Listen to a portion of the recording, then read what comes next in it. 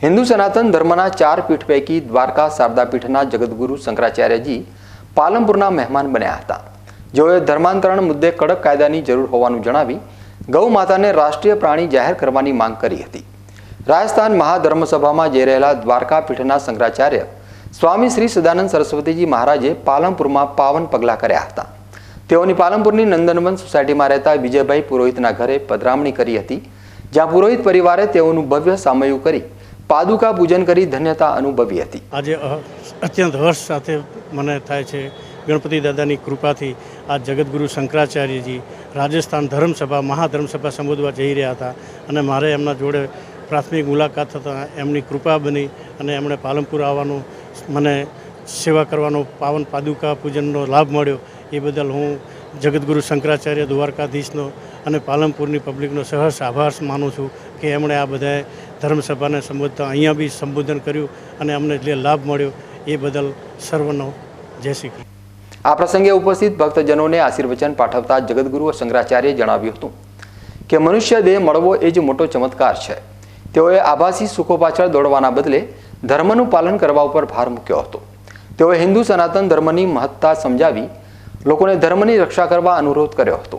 આ પ્રસંગે જગતગુરુ શંકરાચાર્યએ ધર્મ પરિવર્તન અંગે જણાવ્યું હતું કે ધર્મ પરિવર્તન કરનારા લોકો પાછળથી પસ્તાય છે, ત્યારે લોભ અને લાલચ આપી થતા ધર્મ પરિવર્તન સામે તેઓએ કડક કાનૂન લાવવાની માંગ કરતા ધર્મ પરિવર્તન માટે થતા ફંડિંગની પણ તપાસ કરવાની માંગ કરી હતી।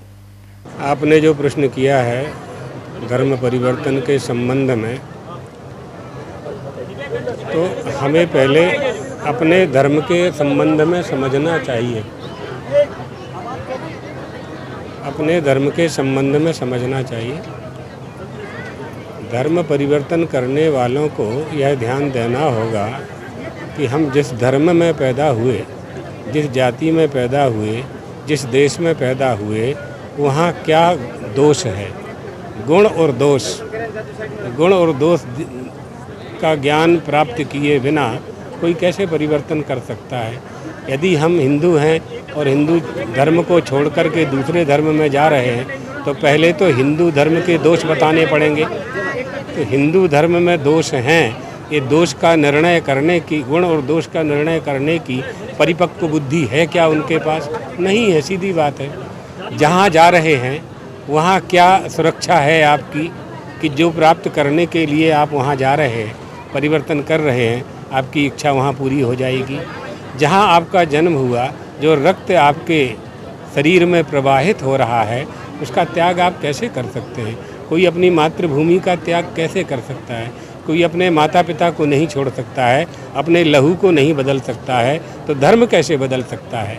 इसलिए धर्म परिवर्तन नहीं किया जा सकता है, नहीं करना चाहिए। ये सब हमारे हिंदू धर्म सनातन धर्म के प्रति षड्यंत्र है, प्रलोभन देकर के और दिखावा के कारण, यानी अपनी भाषा में कहवाए छे न छेतरी ने धर्म परिवर्तन ये करा लेते हैं, लेकिन बाद में वो धर्म परिवर्तन करने वाले लोग स्वयं परेशान होते हैं, पश्चाताप करते हैं, अपनी भूल स्वीकार करते हैं और फिर उन्हें दुख की प्राप्ति ही होती है। इसलिए इस पर रोक लगना चाहिए।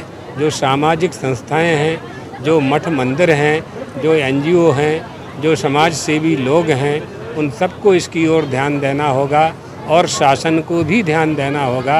शासन ऐसा कड़ा नियम, इतना चुस्त दुरुस्त कानून हमारे देश के सामने प्रस्तुत करे कि कोई ज़बरदस्ती कोई धर्म परिवर्तन जो कराता है वो न कर सकें।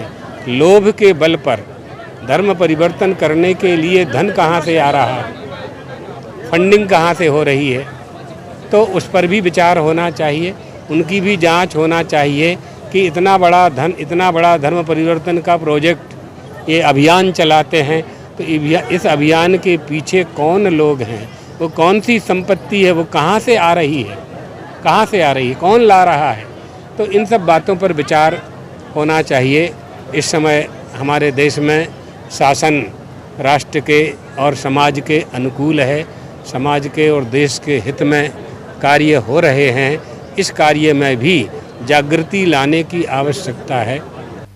જ્યારે ગૌ હત્યા અટકાવી ગૌમાતાને રાષ્ટ્રીય પ્રાણી જાહેર કરવાની માંગ અંગે તેઓએ જણાવ્યું હતું કે સાધુ સંતોએ 1966થી આંદોલન ચલાવી રહ્યા છે, ત્યારે વર્તમાન સરકાર ગૌ હત્યા અટકાવવા રાષ્ટ્રીય કાનૂન બનાવી ગૌ માતાને રાષ્ટ્રીય પ્રાણી જાહેર કરવાની માંગ કરી હતી।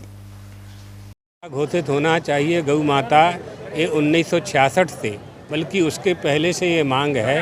स्वामी कृपात्री जी महाराज, हमारे देश के चारों शंकराचार्य, विनोबा भावे, वामदेव जी महाराज, अखंडानंद जी महाराज, पुरी के जगत गुरु शंकराचार्य जी महाराज, अनेक लोगों ने, हमारे गुरुजी उस समय जगत गुरु शंकराचार्य नहीं थे, दंडी सन्यासी थे, उस समय से इस आंदोलन को इन लोगों ने चलाया।